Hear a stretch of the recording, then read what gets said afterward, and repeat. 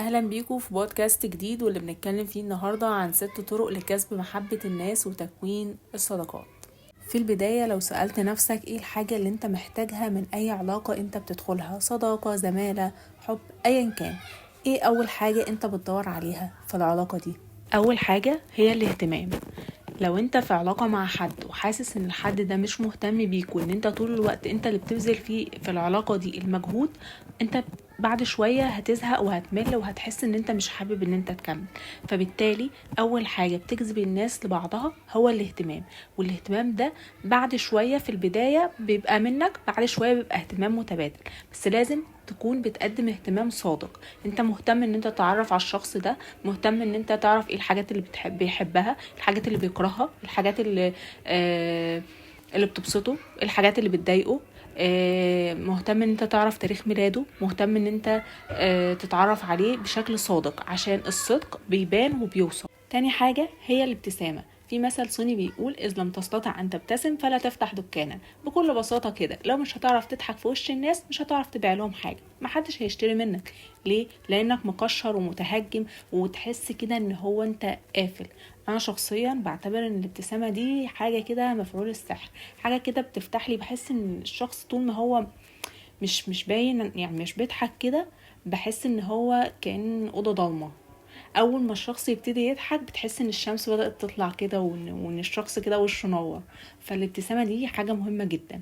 حاول على قد ما تقدر تبتسم في وشوش الناس، هتبص تلاقي الناس بتردلك الابتسامة بابتسامة، والسعادة عمالة بتزيد.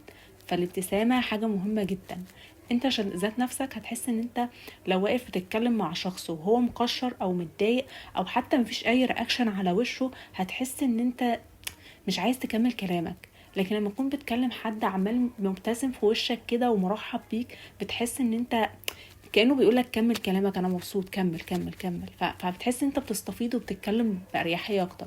فالاهتمام والابتسامة كلها تعابير فيها ود كده، فبتخلي الناس تبقى عايزة تتعامل معاك. احفظ اسامي الناس، دي حاجة مهمة جدا. احنا كلنا بنعتز باسمنا بشكل مش طبيعي. واسأل نفسك، هل تحب حد يناديلك باسم حد تاني؟ لا.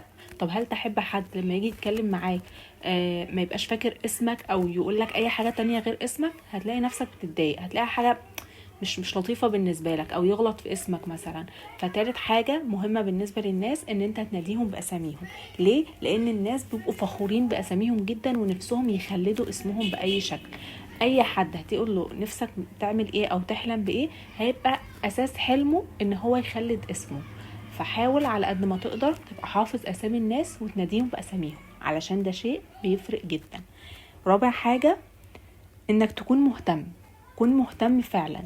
تكون مهتم بمعنى ايه؟ انك تكون مستمع جيد. الناس في الغالب بتبقى عايزة حد يسمعها، فحاول تسمع. مش لازم تبقى متحدث لبق، بس لو كنت مستمع جيد هتكسب قلوب الناس كلها.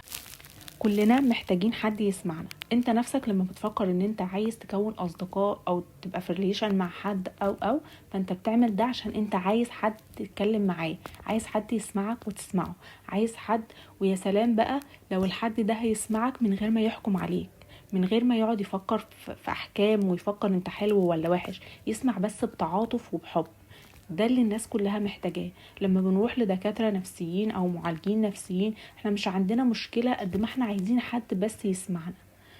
فحاول تكون مستمع جيد، مستمع متعاطف، مش مستمع عشان يقعد يفنط الكلام ويحوره وياخده في حتة تانية، او يقعد يصدر في احكام، او يقيمني انا شخص حلو ولا وحش.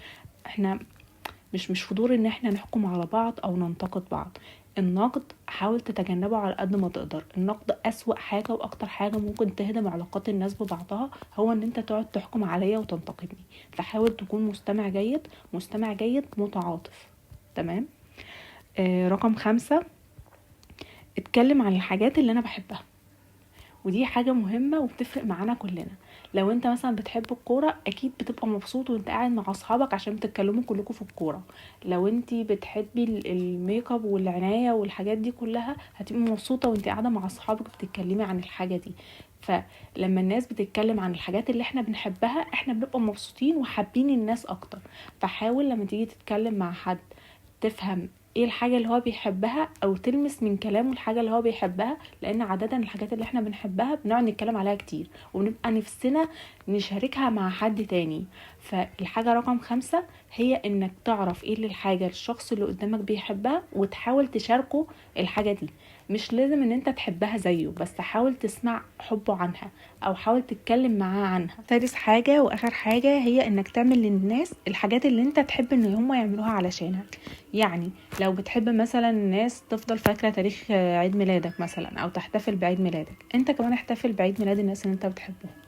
لو بتحب مثلا ان الناس تشاركك هواياتك، شارك الناس هواياتها. شوف ايه الحاجات اللي انت بتحب ان انت تعملها، يعني انها تتعمل لك، واعملها للناس. تمام. الحاجة المهمة في كل دول التقدير. اعمل الحاجات دي بحب وتقدير، ما تعملهاش بتملق، ما تعملهاش ان انت بتحاول يعني تطلع نفسك حلو. اعملها بحب عشان هي توصل بحب، اعملها بصدق. والتقدير، شوف كلنا عندنا حاجات حلوة وعندنا حاجات وحشة، فحاول تشوف ايه الحاجات الحلوة في الاشخاص اللي انت بتتعرف عليهم او اللي انت حابب تبقى معاهم، وتثني عليها، وتثني عليها بصدق. تمام. وده مش تملق، ده انت مش بتطبله، لا، انت فعلا في الشخص ده فيه صفة حلوة وانت بتقوله انها حلوة. على فكرة اوقات كتير جدا بننسى صفاتنا الحلوة. فانت ممكن لما تقول لحد على حاجة حلوة فيه، يفضل انت تنساها وهو يفضل فاكرها. يعني انا فاكرة مثلا يا صاحبتي توفت الله يرحمها، بس انا عمري ما هنسالها. في مرة قالت لي ان يعني قالت لي صفة حلوة فيا، فانا لحد دلوقتي فاكراها وهي توفت. فده بيفرق مع الناس جدا. تمام. بس خلاص. فممكن اعيد الست حاجات معاكم. اول حاجة ان انت تبقى مهتم بشكل صادق. تاني حاجة ان انت تبتسم في وشوش الناس. وتالت حاجة ان انت تحفظ اسامي الناس وتقول لهم اساميهم عشان دي حاجة مهمة بالنسبة للناس. رابع حاجة ان انت تكون مهتم ومستمع جيد، مستمع متعاطف. خامس حاجة ان انت تتكلم معاهم عن الحاجات اللي هم بيحبوها او حابين يتكلموا عنها وتقدر ده. سادس حاجة ان انت تعمل للناس الحاجات اللي انت تحب ان هم يعملوها لك، وكل ده معاهم التقدير. وكل سنة وانتم طيبين ورمضان كريم عليكم يا رب.